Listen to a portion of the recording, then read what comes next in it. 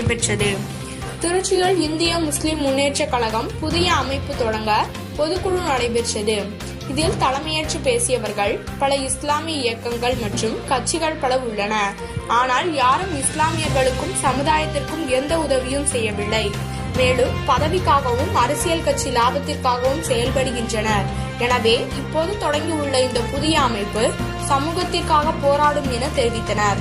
மேலும் புதிய நிர்வாகிகளாக மாநில தலைவர் ஏர்வாடி காசிம், பொதுச் செயலாளர் அபுபக்கர், பொருளாளர் சதாம், ஒருங்கிணைப்பு குழு நிதித்துறை செயலாளர் நைனார் முகமது, மாநில துறை செயலாளர் முஸ்தபா, மாநில துணை செயலாளர் ஜின்னா, மக்கள் ஒருங்கிணைப்பாளர் யமீன், மாநில இளைஞரணி ஹாரிஸ், மாநில சட்டம் மற்றும் பேரிடர் மீட்பு பணி செயலாளர் அப்துல் கஃபூர், மாநில துணை செயலாளர் முகமது அலி ஜின்னா, மேலாண்மை குழு தலைவர் ஏ அப்பாஸ் ஆகியோர் தேர்ந்தெடுக்கப்பட்டனர்.